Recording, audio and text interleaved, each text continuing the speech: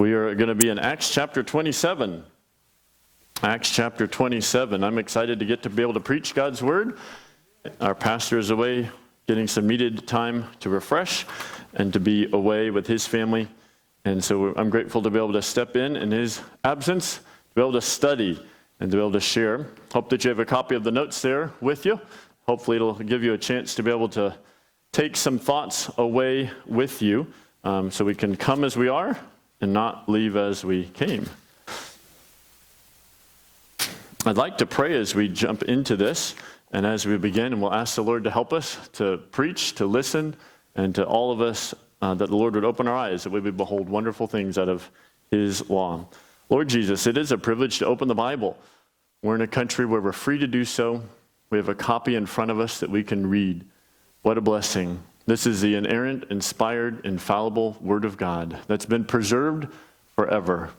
Thank you for preserving it for me and for each one of these, my friends and brothers and sisters in Christ, for us to open and to be able to have insight into who you are, how you've made us, how you care about us, how you love us, how you guide us, how you've saved us, how you lead us on a daily basis.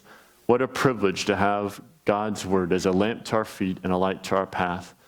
Lord, we come with needs on our hearts. We have needs on our minds. Would you please help us to set those aside and to come to you? Please open our eyes that we may behold wonderful things out of your law. I pray that you would help us, that we would walk in a manner worthy of you unto all pleasing, bearing fruit in every good work and increasing in your knowledge. Thank you that you have promised to instruct us and to guide us and to lead us in the way that we should go. Your presence is ever with us, and we ask that you would teach us now and show us how these thoughts from your word can help us to be more conformed to your image. We ask in Jesus' wonderful name, amen. Imagine a country where the Supreme Court of the land tries to impose measures that will not pass through legislation. Imagine a country where a candidate for president is being supported in the upcoming election by $45 million from the largest abortion provider in the country, which is triple what they spent in the last similar election. Major cities, imagine a country where major cities are working toward defunding their police departments. Of course, this would likely result in dramatic increase in crimes of all kinds due to their lack of accountability and prevention. Thus, somebody would have to step in with totalitarian measures to rein in the ensuing chaos. Imagine a country where 6 companies can control 90% of all media you consume. This gives them the ability to control what people know, and people take action based upon what they know. Imagine a country where one mega company can use its majority control of advertising to bully and to censor opinions which it does not agree with. Imagine a country where a rioter can distribute AR-15s from his car trunk on the street, but an 11-year-old Boy Scout with 3 levels of archery classes cannot display airsoft and BB guns on the wall in his own bedroom without school officials in an online school meeting taking a screenshot of it and giving the police to go and inspect the 11-year-old's bedroom. The school officials felt that he had violated the school's weapon policy because just like he could not bring weapons to school, he should not bring weapons to virtual class either. All true.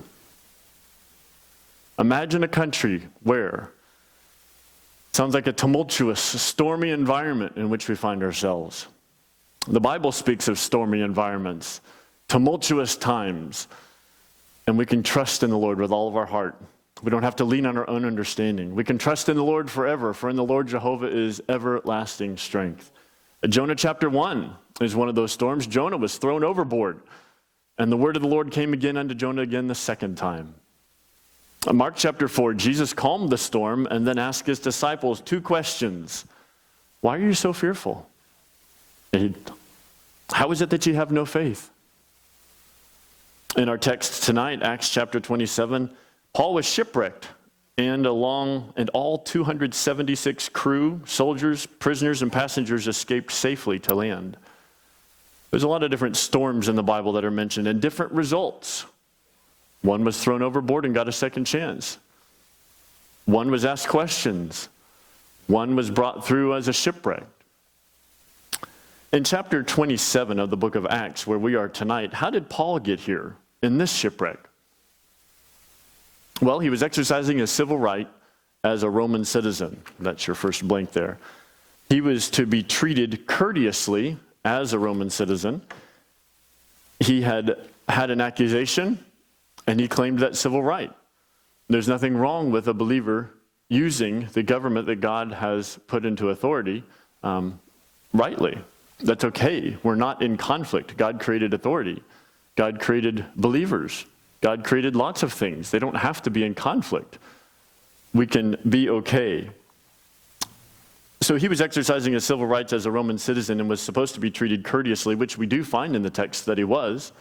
And then secondly, he had appealed this case that was posed against him. He'd appealed it all the way to Caesar, which also was his right.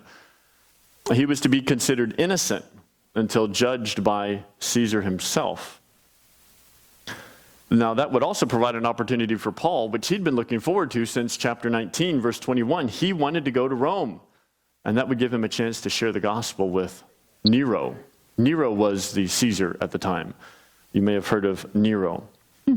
Acts chapter 27, this is a chapter similar to Jonah chapter 1. In its description, it goes into great detail about this shipwreck. Luke is the penman, and Luke was a doctor. I was reading in my study and didn't put it all together that you do have a man here that's traveling. He's not as young as he used to be, Paul. He had been beaten. He'd been in the sea.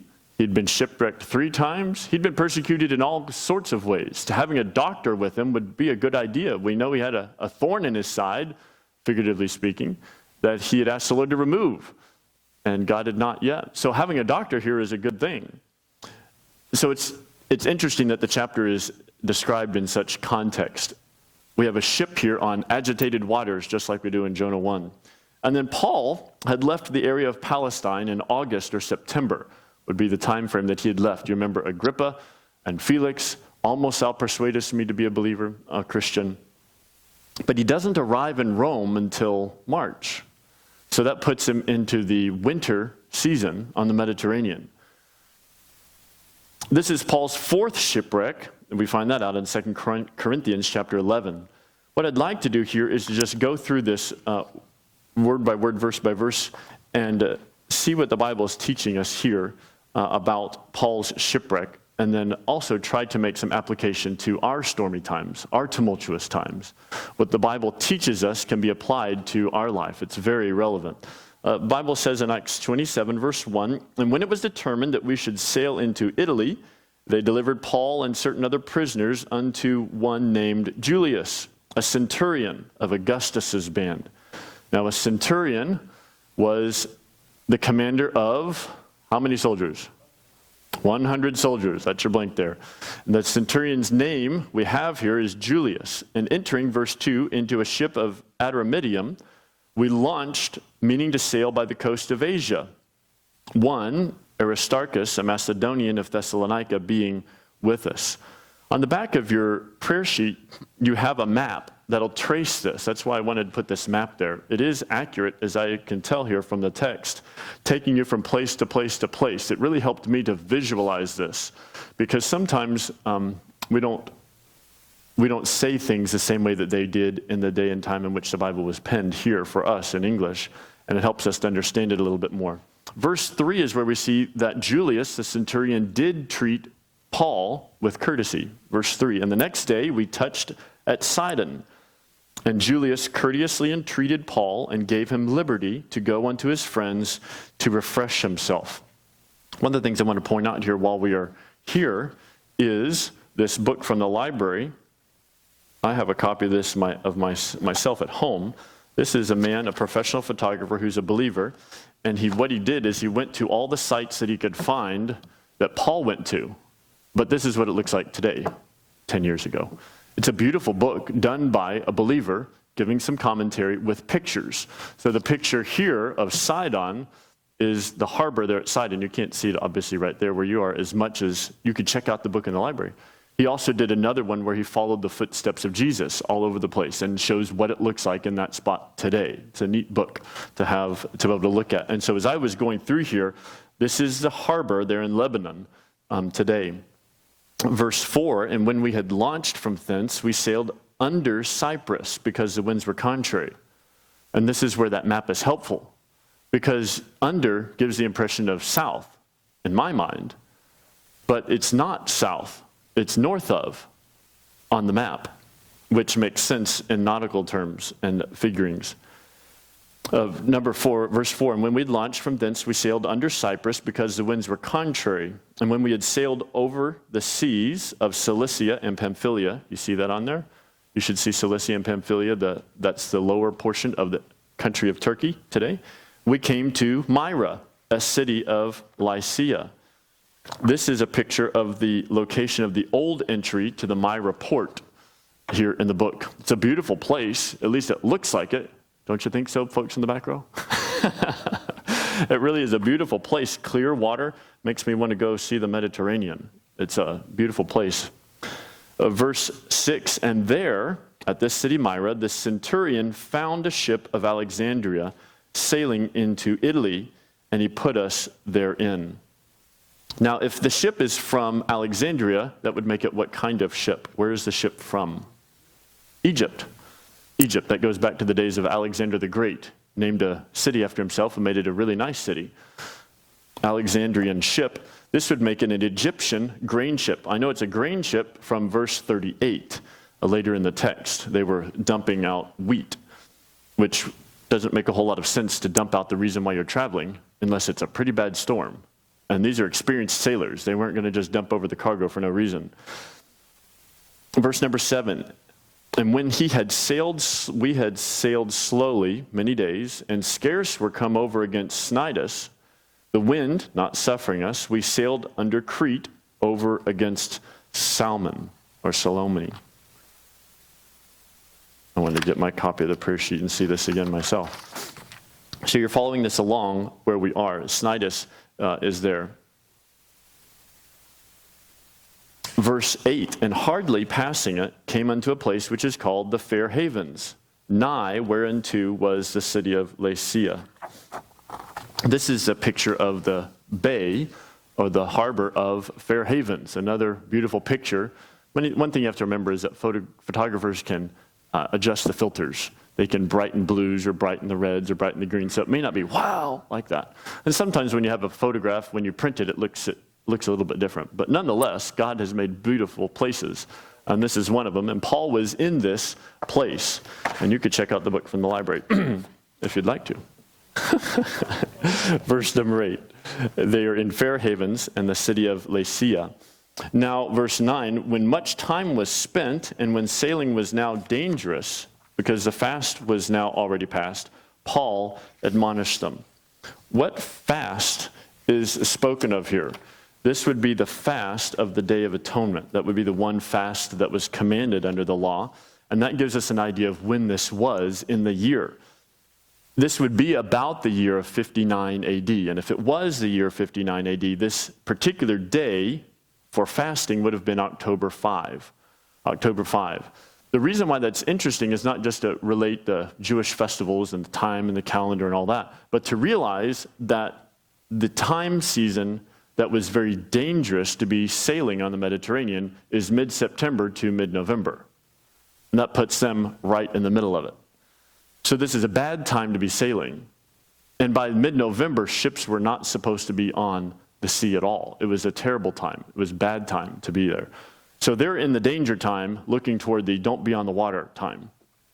That gives us this time. Verse 9, now when much time was spent and when sailing was now dangerous, because the fast was now already past, Paul admonished them and said unto them, sirs, I perceive that this voyage will be with hurt and much damage, not only of the lading and ship, but also of our lives.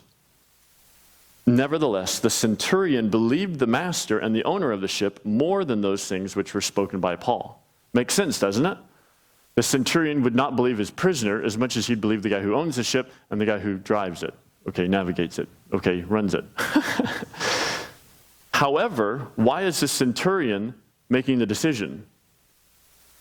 If the ship was A Roman ship, well, we know it's an Alexandrian ship, but if it's a government ship, because Egypt was called the breadbasket of the Roman Empire, and it was a Roman government ship from Alexandria, that would make the Roman centurion the highest rank on board. So he could tell the owner what to do, and he could tell the ship captain what to do as well. Interesting why the centurion is navigating the boat when the navigator isn't navigating the boat. Gives an insight there. Verse number 12. And because the haven, that's fair haven, was not commodious to winter, and the word there would mean that it is well set and convenient. Well, apparently it was not. It's not the harbor that they wanted to winter in, because this is the danger time. They're coming upon the don't sail time. And if they have to stop, it's not in fair havens. It's beautiful, but apparently it's not set for staying for a while. Maybe they don't have the facilities for the boat. Maybe they don't have the facilities for the people. But there's another place just west on the island where they think is good. And because the haven, verse 12, was not commodious to winter in, the moored part, most of the people, advised to depart thence also, if by any means they might attain to Phoenix, and there to winter, which is an haven of Crete, and lieth toward the southwest and northwest. So commodious there would not apply to fair havens. Verse 14, or verse 13, but when the south wind blew softly, supposing that they had obtained their purpose, loosing thence, they sailed close by Crete. So what it's saying is they were in fair havens. They decided to go over this way to Phoenix. And when they started, the winds were fair and soft. It seemed to be that they could obtain their purpose. So they went ahead with the journey. They sailed close by Crete, but not long after there arose against it, the ship, a tempestuous wind called Euroclydon. Euroclydon. It's two words that mean the east and wind and surging of the seas. In the northeast of our country, sometimes people would call it a nor'easter. And I'm not trying to make the comparison between the problems in the northeast, even though there are a lot there, to Euroclydon. That's not the point of the comparison. But in this time, that's the way that the ocean currents and winds and so on blow. It's not uncommon for them to call it a levanter these days, and to have it in this don't sail on the seas time period. It's like a typhoon, a hurricane, a whirlwind. It's very violent, and with that much wind blowing from the east, whether it's the northeast or the southeast, it creates a very large surge of water. So you have heavy winds and surging of the sea.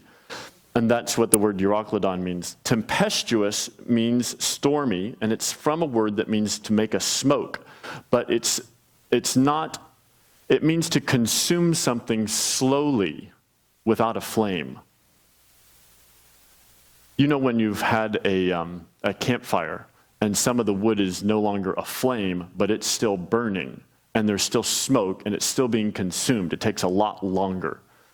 The ship is going to be consumed slowly without a flame. And that's the idea of a tempestuous wind called Euroclydon. The pictures of a violent storm with surging waves and whirlwind forces that's coming upon the ship. Verse 15, and when the ship was caught and could not bear up into the wind, it means that they couldn't face toward the wind, we let her drive. They gave over the ship. So instead of the wind blowing and directing the ship at the wind, they couldn't. They couldn't drive it to face into or bear up into the wind, so they let it go. So now the wind, it's going to naturally go the opposite direction from where they had wanted to go. Now they want to go west. That's the way they're trying to go, but every map I saw has a different line squiggled because no one knows exactly how it went. That we do have a clue here that they're about to come upon an island named Claudia, and we know that that's 23 miles from Fairhaven. So let's look at that. Verse 16, and running under a certain island, which is called Claudia, we had much work to come by the boat. Now we've had two words here, a ship and a boat. The ship is the big one. The boat is the little one that they would use for landings. It's probably being towed behind. And if you have a Euroclydon, that little thing back there is going to get overrun with water pretty quick. They're trying to pull it in to the big ship, and they're having trouble to come by the boat, to bring it in so that they don't lose it. It gets severed or snapped out back into the ocean. So the small skiff is used to make a landing. Clauda is an island 23 miles from Fairhavens. So from there, we know eventually they're going to land on an island called Malta. Interesting island, especially in World War II. Verse 17, which we had trouble coming by the boat. Verse 17, which when they had taken up the boat, they used helps, undergirding the ship, and fearing lest they should fall into the quicksands, strake sail, and so were driven. To strake the sail would be to lower the sail so that it's not there. So instead of a pole with a lot of fabric for the wind to catch and to blow, you take the sail down so that there's not much at all for the wind to blow. It won't blow the ship as fast. It'll help slow it down somewhat on the journey that they can't control anymore. What I really love about this passage is the word helps and undergirding. The word helps here literally means an aid, to come to aid, to help. That's what we would normally think of, but it's specifically a nautical term. It's specifically a rope or a chain for frapping a ship, F-R-A-P, to frap a ship. And the word undergirding means to gird under. That is, to frap a vessel with cables across the keel, the sides, and the deck. And what would happen is this Euroclydon is coming. You have the whirlwind forces, which is creating a surging of the sea. The boat cannot face toward the wind. It's going backward this way. They can't control it. And the danger is if it gets sideways, it could capsize one way or the other. And so you're going to pass ropes somehow from the front to the middle or from the back to the front and then tie them together to hold the ship together. And the keel would be the main portion, the main structural element, the spine of the ship from which all the other ribs would come out. So if you have these ropes or cables that are all along the ship holding it together, and the wind forces this big wave to up against the boat, it's less likely to crack. The seams are going to be held together. It's going to be banded up and together. In the midst of the tumultuous time, in the midst of the tempestuous sea, in the midst of the violence, they brought the cables along to hold the ship together. In the midst of our tumultuous times, in the midst of our winds, in the midst of our storms, we need to allow God to come by and to hold us together. This banding would strengthen the hull of the vessel to keep it together, to keep it seaworthy, to keep it above water. It would help it to prevent the seams of the wood and the joints from breaking under the pressure of the wind and the pressure of the water, and would hold the ship together in the heaving this way and the heaving that way. Instead of cracking it somehow, it's going to frap the ship together to hold it together. What do you do when you find yourself on a course you know is God's will and that He has continually guided your thoughts and steps up to this point, but you face potential shipwreck? Let God help you. Don't crack. Don't let things fall apart. Don't capsize. Don't give up and go under. Let God help you. And it's through the undergirding that He provides that will help you to stay together. His aid to us in the midst of the storm is to hold us together. He's promised to undergird us. God may not take us out of our circumstances, but He most certainly will bear us up, hold us together, and enable us to withstand the pressures and the pulls of life. Psalm 23, verse 4, you could quote this with me. Yea, though I walk, what's that one word? Yea, though I walk. It's a thoroughfare is the word. It doesn't say when I'm in the valley of the shadow of death, God, get me out of here. No, it says He's with me through. I may be in the sea. I may be feeling tossed about. It may be blowing me one way or the other. I may be getting hit this way and hit that way. God's going to be with me through. His rod and His staff, one's offense, one's defense, is there to sustain me, to help me, to comfort me. I don't have to fear evil, for thou art with me. And he will come and use helps to undergird me in the midst of the difficulty. This all reminded me of a song. No surprise, right? O God, our help in ages past, our hope for years to come, our shelter from the stormy blast, and our eternal home. Before the hills in order stood, or earth received her frame, from everlasting thou art God, to endless years the same. O God, our help in ages past, our hope for years to come, be thou our guide while life shall last, and our eternal home.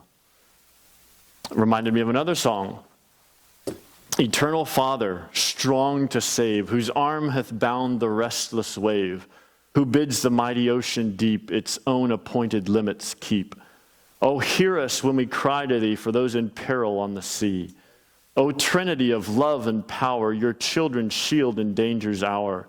From rock and tempest, fire and foe, protect them wheresoe'er they go. Thus evermore shall rise to thee glad praise from air and land and sea. That's what we do. We allow God to come and to be our eternal refuge, to save us in the midst. He has ever been our help, ever will be our help now and forevermore. In the midst of the rioting, in the midst of the raging, in the midst of the tension, in the midst of the political posturing of our land, allow God to enfold you in his everlasting arms and to shield you from the stormy blast. Maybe you have personal struggles. Maybe there are relationship pains. Maybe there's financial barriers. Maybe there's selfish propensities. Maybe there's some proud proclivity. Turn to Jesus.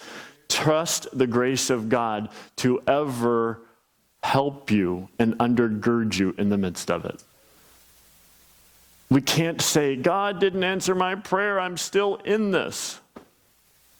His rod and his staff is there to comfort me. I don't have to fear evil, for thou art with me through the valley of the shadow of death. So what should I do in the storm? Well, that's the next verse, verse 18. What did they do in the midst of the storm? Verse 18, lighten your ship.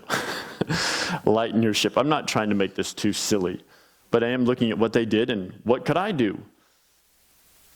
What should I do in the ship in the midst of the storm? Verse 18, and we, being exceedingly tossed with a tempest, the next day they lightened the ship. It actually means an ejection, and it's a throwing overboard. They lightened the ship. Hebrews 12:1 reminds me of a phrase. Pastor Ohm mentioned this in the message that he did a week or two ago. Wherefore, seeing we also are compassed about with so great a cloud of witnesses, let us lay aside every weight and the sin which doth so easily beset us.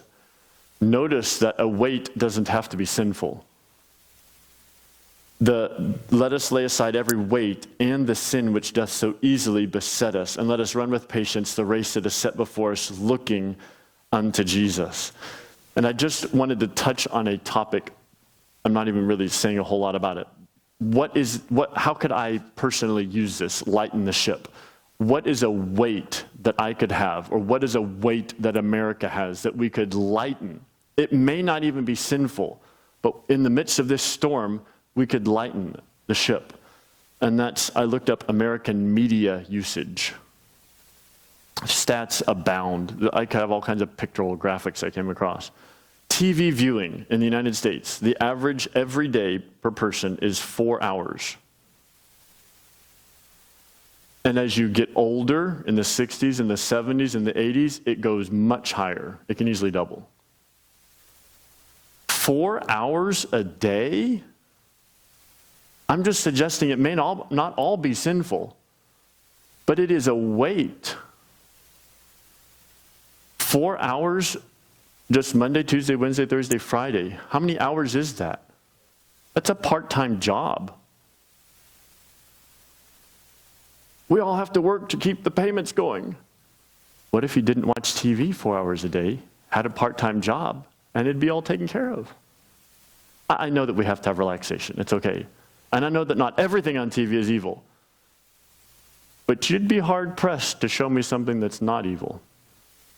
Or just a flat-out waste of time. And I don't want to preach on that. It'd be easy to do. Smartphones, American media usage, about 3 hours per day. Over the course of a day. 3 hours? I use my phone. I like to use it to connect with people and to talk with people and so on. Social media, about 2 hours per day. And I realize that a lot of social media is done on a smartphone. So maybe the 2 hours and the 3 hours are intertwined a little bit. I looked this up as well, Netflix and YouTube. What kind of content is watched the most often? And it was done by ratings. Youth, G, PG, PG-17, and R, and M is mature. It's the worst one. Which one do you think on YouTube and Netflix by far, not even close, is the one that's watched the most often? The worst one, mature. There's an article recently that I came across about how a certain provider is using terrible things to market to teenagers. Things that parents should have no business watching, and they're particularly targeting it to teenagers. If you go into teen ratings of the media, there's like 23 different kinds. There's teen romance and teen romance pornography, and there's teen westerns, and there's teen comedy westerns, and it just goes on forever. And that's a whole nother world. Couldn't we lighten the ship and be better off? Consider lightening the ship. What do I do in the midst of this storm? Maybe you would consider taking out 4 hours a day and getting a job. Use the phones for God's glory. Connect, build ligaments with people, relationships, communication. But we're far too good at communicating, and we can't hold a conversation or look at somebody in the eye. And that's not normal. Okay, it may be typical, but it's not right. It's not normal. Verse 18, we could lighten the ship in the midst of the storm. Verse 19, and the third day of Euroclydon, the ship is already being held together for 3 days. They've already lightened the ship. Now 3 days later, still 3 days of this. Verse 19, and the third day we cast out with our own hands the tackling of the ship. Now this obviously means the extra ropes, the pulleys, the sails, but it could also be the furniture or anything else that's loose on the deck. I mean, they're throwing it overboard. They don't need it. You don't do that unless you're really desperate. They're trying to cause the ship to ride higher in the water, not as much weight to heighten the chances that they're going to survive this thing. Over this point, throwing overboard the tackling, is there something that I no longer need? Is there something I could temporarily do to make my ship more efficient and able to weather the storm? There's nothing wrong with having extra pulleys and extra ropes and extra sails on a ship. It's not that they had things that were bad, but they needed to temporarily get rid of them. And if I would do that in my life, God could replace that with something better in his time. And maybe it is just temporary, but maybe that strikes a chord. We keep going here, verse 20, and when neither sun nor stars in many days appeared, and no small tempest lay on us, all hope that we should be saved was then taken away. But after long abstinence, Paul stood forth in the midst of them and said, Sirs, ye should have hearkened unto me, and not have loosed from Crete, and to have gained this harm and loss. And now I exhort you to be of good cheer, for there shall be no loss of any man's life among you, but of the ship. So verse 19, you had that. Then verse 22, what else can I do in the storm? I can lighten the ship. I can throw overboard the tackling. I need to be, thirdly, of good cheer. Be of good cheer. Now that sounds really silly in the midst of this, doesn't it? Sometimes, unless we put ourselves in the midst of it, we don't realize what this is really like. In Mark chapter 6, Jesus said the exact same thing. I'll just read this, verse 47. And when even was come, the ship was in the midst of the sea, and he alone on the land. You remember, Jesus stayed on the land. His disciples were going to cross over the Sea of Galilee in the ship. And he saw them toiling in rowing, for the wind was contrary unto them. And about the fourth watch of the night he cometh unto them walking upon the sea, and would have passed by them. But when they saw him walking upon the sea, they supposed it had been a spirit, and cried out, for they all saw him and were troubled. And immediately he talked with them and saith unto them, Be of good cheer, it is I, be not afraid. So they're toiling in rowing, and Jesus allows it to go on for a time. He does come to them, and what is it that he tells them? Be of good cheer, it is I, be not afraid. Jesus is with us everywhere we go. It's okay.